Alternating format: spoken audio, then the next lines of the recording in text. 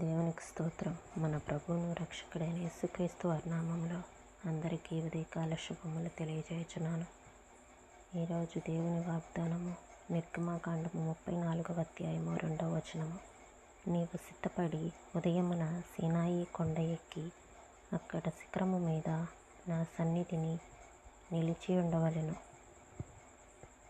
దేవునితో సహవాసం కోసం ఉదయకాలం నియమించబడింది. ప్రతి ఉదయము ఒక ద్రాక్ష పళ్ళ గుత్తి లాంటిది. దాన్ని నలిపి ఆ పరిశుద్ధ ద్రాక్ష రసాన్ని త్రాగాలి. ఉదయ సమయంలో నా శక్తి, నిరీక్షణ చెక్కుచెదరకుండా ఉంటాయి. సాయంత్రం నిరసించిపోయినప్పుడు ఆ కొండ ఎక్కలేను. రాత్రంతా ఆనాటి అలసటను పాతిపెట్టి ఉదయాన్నే క్రొత్త ఉత్సాహాన్ని ధరించుకుంటాను. పరిశుద్ధమైన ప్రాతకాలంతో మొదలైన దినం దీవెనకరమైనది. తొలి విజయం ప్రార్థనలో పొందితే ఆ రోజంతా విజయవంతమే. తెల్లవారుజామునే కొండ శిఖరం మీద నీవు ఉండగలిగితే ఆ దినమంతా పవిత్రమే. అవునండి, ఉదయకాల సమయంలో దేవునికి ప్రార్థన చేయటం అనేది, ఉదయంన దేవునికి ప్రార్థిస్తే మనకి ఎంతో బలము. అలానే ఉదయమున దేవుని సన్నిధిలో ప్రార్థిస్తే కీర్తనాకారుడు ఈ విధంగా సెలవిస్తున్నాడు. కీర్తనల గ్రంథము 90:14 వచనంలో, ఉదయమున నీ కృపతో మమ్మను తృప్తిపరచుము, అప్పుడు మేము మా దినములన్నీ ఉత్సహించి సంతోషించదము అంటున్నాడు. ఉదయమున దేవుని సన్నిధిలో మనకి కృప దొరుకుతుంది. కృప అంటే అర్హత లేని వారికి, యోగ్యత లేని వారికి, వారి పట్ల అంటే పాపం మీద దేవుని కోపం అనే కారుమేఘాలు ఆవరించినప్పటికీ దేవుడు పాపిని ప్రేమిస్తాడు, పాపాన్ని ద్వేషిస్తాడు. అయితే పాపం మీద దేవుని కోపం రగులుకొనినప్పుడు, ఆ కారుమేఘాలు ఆవరించినప్పుడు దేవుని కృప దొరుకుతుంది. దేవుని కృప అంటే దేవుని ప్రేమ, జాలి, దయ, కృప. అర్హత లేని వారికి, యోగ్యత లేని వారికి దేవుడు చూపించే ప్రేమ, జాలి, కనికరము, ఇవే కృప అంటే. మనకి యోగ్యత లేనప్పటికీ, అర్హత లేనప్పటికీ పాపులమైన మనుషుల పట్ల దేవుడు ఎంతో దయ చూపిస్తూ, జాలి చూపిస్తూ ఉన్నాడు. అదే కృప. అరుణోదయం. తండ్రి, నేను వస్తున్నాను. నీ పరిశుద్ధ శిఖరానికి రానియకుండా ఈ పల్లపు ప్రాంతాల్లోని ఏదీ నన్ను ఆపలేదు. నీ పిలుపుకే నేను వచ్చాను, అందుకే నాకు నువ్వు ఎదురొస్తావు. ఉదయాన్నే శిఖరానికి చేరగలిగితే ఆ దినమంతా ఆనందమే.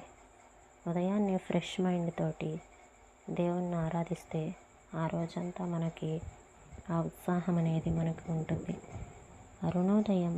నీ సాన్నిధ్యంలో పక్షులు మేలుకొనే వేళలో, నీడలు జరిగిపోయే వేళలో నీ సన్నిధి వేకువ కంటే తెల్లగా ఉదయించాలి నాలో. నిర్మల సింధువుపై బాలబాలుని తలతలల్లో వేగుచుక్క తెర వెనక్కి నిష్క్రమించింది. ఈ నిశ్శబ్దంలో, నైర్మల్యంలో నా హృదయంలో నీ రూపురేఖలు. మసక వెలుతురులో నీతో ఒంటరిగా, ఆరాధనలో, ఏకాంత సేవలో, కళ్ళు విచ్చిన ప్రకృతి పులకరింతల్లో, చల్లని మంచుముత్యాల పలకరింతల్లో ఆత్మ అలసి సొలసి నిద్రించే వేళ వాలిపోయే కళ్ళు నిన్ను స్మరించాయి. నీ రెక్కల నీడ కింద తీయని విశ్రాంతి. నిద్రలేచి నిన్ను చూడటం మరింత మధురానుభవం. ఉదయం పలహారం అయిపోగానే మా అమ్మకి 1 గంట సేపు ఏకాంతంగా గడిపే అలవాటుంది. ఆ సమయంలో ఆమె బైబిల్ చదవటం, ధ్యానించటం, ప్రార్థించటంలో గడిపేది.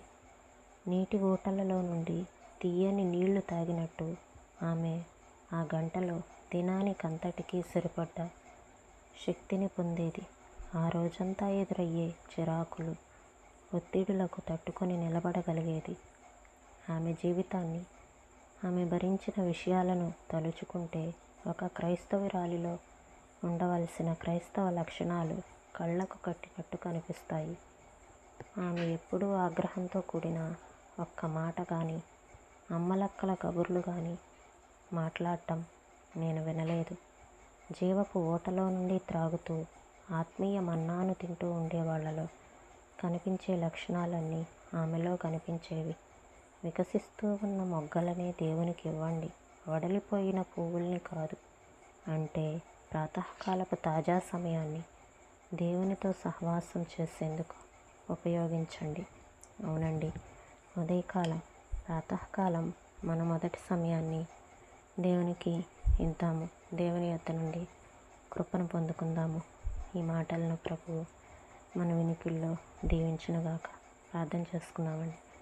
స్తోత్రం తండ్రి, పరిశుద్ధుడా, ప్రేమ కలిగిన తండ్రి, నీకు వందనాలు ప్రభా. మా బ్రతుకు దినముల్లో మరొక దినాన్ని మాకు పొడిగించి మమ్మల్ని సజీవుల సంఖ్యలో మీరు ఉంచినందుకు నీకు వందనాలు చెల్లిస్తున్నాం తండ్రి.